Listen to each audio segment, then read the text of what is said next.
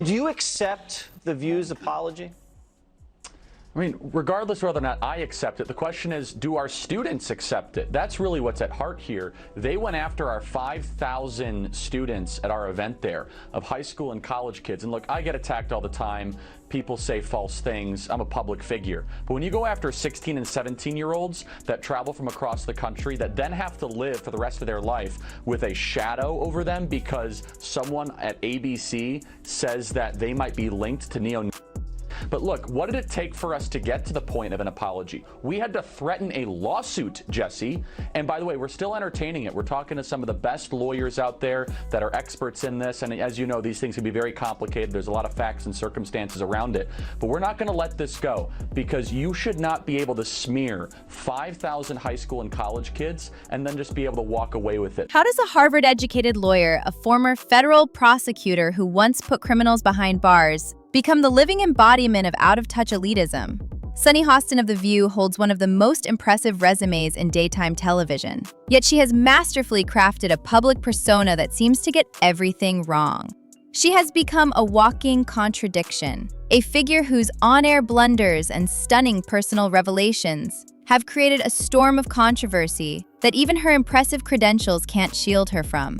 This isn't just a story about a TV host with unpopular opinions. It's a story about how someone so seemingly smart can be so consistently and publicly incorrect. And the reason they felt they needed to do that, Jesse, is because if they told their audience the truth, that when gas is the most expensive it's been, flights are super expensive, that 5,000 kids decided to spend a weekend in summer traveling across the country to go hear from conservative speakers, maybe the audience of The View would think twice about all of their ideas. That's why they felt so compelled to try to smear our wonderful summit this last week. Yeah, they have nothing else to talk about. Maybe you should get the lawyer that worked on that Covington Catholic school case. What was that, a $200 million settlement?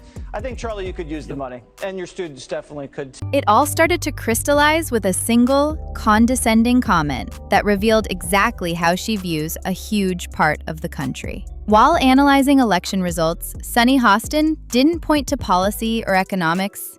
Instead, she pinpointed the problem as uneducated white women. It's uneducated white women. White is from uneducated white women. The statement was delivered with the casual certainty of someone who believes they are dropping a profound truth, when in reality, she was insulting millions of viewers. The backlash was immediate and fierce. People weren't just offended. They were pointing out the incredible elitism of a multimillionaire on national television, dismissing voters as simply being too stupid to agree with her. This wasn't a slip of the tongue. It was a peek behind the curtain into a worldview that divides the world into the enlightened, like herself, and the ignorant masses. But insulting a massive group of voters was just a warm-up for what was coming next. Sunny Hostin goes on The View and decides now would be a great time to dump all over the so-called uneducated. What we did not have is white women who voted about 52%, right, for Donald Trump. Uneducated white women, is my understanding. You have Latino men, actually, voting more for him. And you have, and black men was not the story. We're not the story here because they voted almost 80% for the vice president. Right. Just because you didn't go to college doesn't mean you're stupid, and it doesn't mean that you don't have wisdom. You can go to college and get a bunch of irrelevant facts about how men can allegedly give birth or whatever they teach. But I said this to our team. I said working people, the muscular class, including working women. Her next target?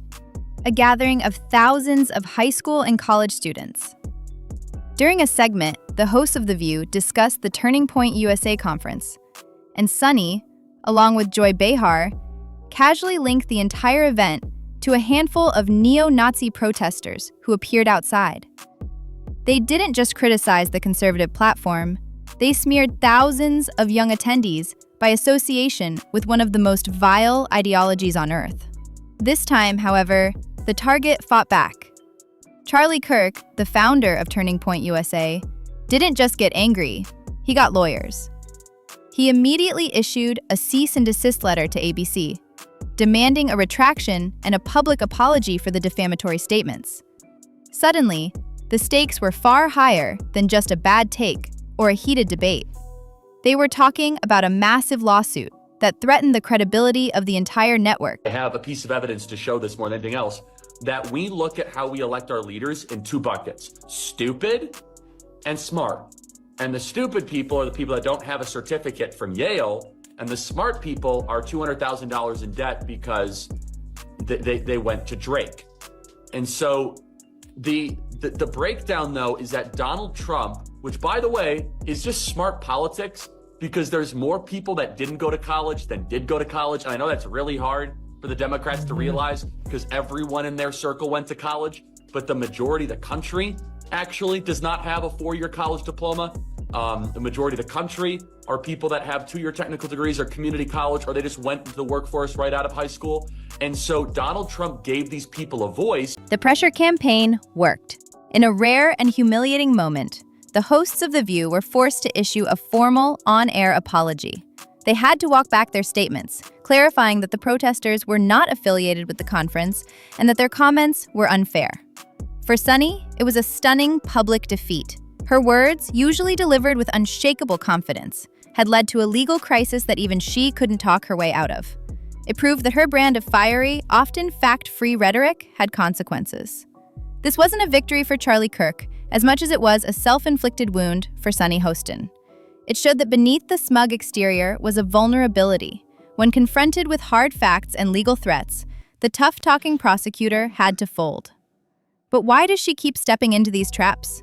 To understand that, you have to look at the world she's built for herself. As an up or down vote on a referendum on a highly complicated, very emotional, very personal issue, and it turned out the American people were like, yeah, actually, these other 6 things matter more, and good for them. By the way, Sunny Hostin, I think, went to Notre Dame. Her son's at Harvard. Her daughter's at Cornell. She's married to the Ivy League, and that's why she looks down on everyone else as a bunch of stupid losers. The cognitive dissonance is staggering. Sunny often talks about her humble beginnings, growing up in poverty in the Bronx. She presents herself as a champion for the working class, someone who understands their struggles because she lived them. Yet this is the same woman who went to Notre Dame and Harvard Law School. Her son is at Harvard and her daughter at Cornell. She is married into the Ivy League and lives a life of immense wealth and privilege in a Manhattan penthouse. The hypocrisy is breathtaking. She lectures plumbers and farmers about their supposed ignorance from an ivory tower built by the very capitalist system she constantly criticizes. Her attempts to connect with the common person feel less like genuine empathy and more like a tourist visiting a foreign land. Fascinated, but ultimately disconnected. This deep contradiction is the engine driving her commentary. But the irony was about to get intensely personal, thanks to a stunning revelation on her own show. Energy was there because of how they were treated and lied to during COVID and the political correct regime that coupled with COVID. So they lost proms, graduations, they had to wear masks, they were on Zoom class, and then during it, they were propagandized with the most ferocious, aggressive, misleading left-wing propaganda on race, on sexuality, on gender, on America that we've ever seen. And so now, 4 years later, this Gen Z was like, you know what? You guys in charge, the same people that were trying to lock up Trump, you guys materially messed up my life. And her favorite anthem, the ever-dramatic. In one of the most jaw-dropping moments in recent television, Sunny participated in a genealogy show that traced her family roots. As someone who has built a significant part of her public identity around her identity as a woman of color, she was visibly shaken by what the show uncovered. She learned that her ancestors were not only from Spain, but were also slaveholders. The woman who frequently lectures America on the evils of its past was forced to confront the fact that her own family participated in it. "I'm in a little bit of shock," she stammered on air, processing the news that she was a descendant of people who enslaved others. The irony was so thick you could cut it with a knife. It was a raw, unfiltered moment that added an entirely new and deeply complicated layer to her public persona. And just when it seemed the controversy couldn't get any closer to home, It did. When is the Isn't he the Republican richest Party? man in the world? Yes, he is. Okay. And he's not going to have any temporary hardships. But then I'm kind of rethinking my thinking, and I do think that maybe it's time for the Democrats to do a little bit of this post-mortem, because the Democratic Party has always been the party of the working class, has always been.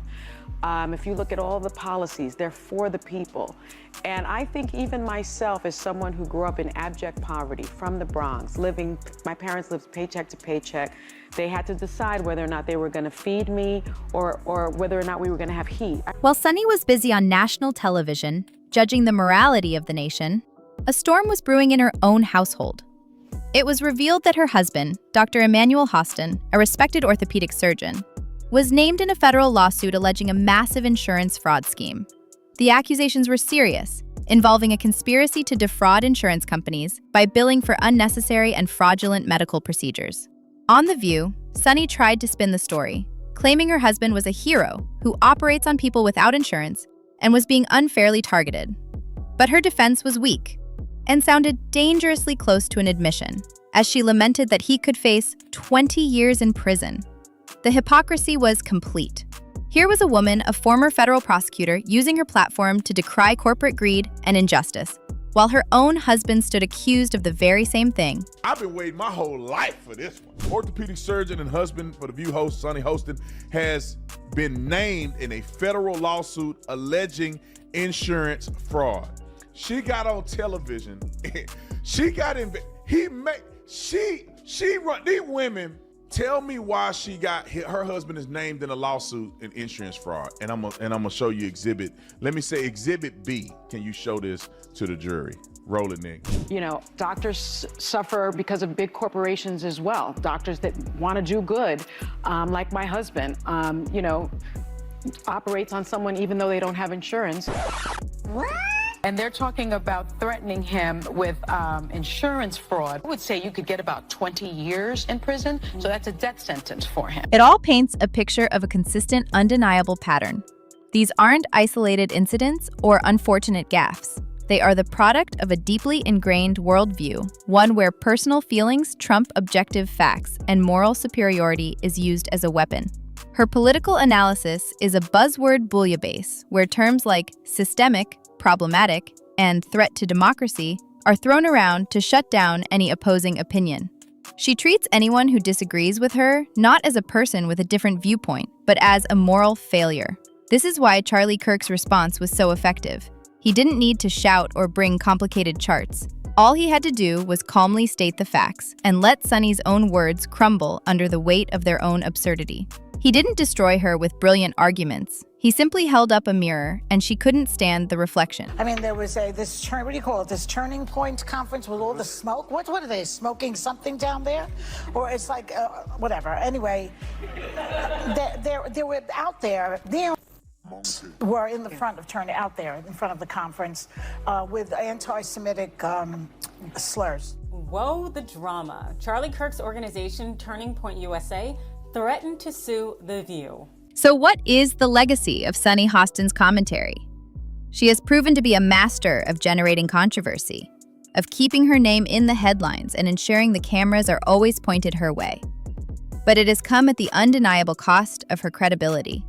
She has become a caricature of the coastal elite she claims to fight for, a walking talking point for everything people distrust about the mainstream media. She is the GPS that confidently tells you to turn into a lake and then blames the lake for being in the way. The question we're left with is a chilling one for our modern media landscape. Is it better to be consistently right or just consistently interesting? Sunny Hostin has made her choice. And in a world that rewards outrage with clicks and views, we have to wonder if being wrong even matters anymore, as long as everyone is watching. Sunny Hostin, who I think is truly the nastiest woman on television and a genuine racist and not that bright, despite her law degree and everything else. She found out a little bit, you know these TV shows where they tell you a little bit about your family history and your ancestry. She found out some stuff about her ancestors that, well, take a look. Wow, I'm a little bit in shock. I just always thought of myself as Puerto Rican. I didn't think I was, my family was originally from Spain and slaveholders. If you enjoyed the video, don't forget to hit that like button. And if you're new here, make sure to subscribe for your daily dose of celebrity buzz. Tap the bell so you never miss a moment in the world of stars and scandals. Got a favorite celeb or a story you want us to cover next? Drop it in the comments. We're always watching. Thanks for watching CelebScope, where the spotlight never fades.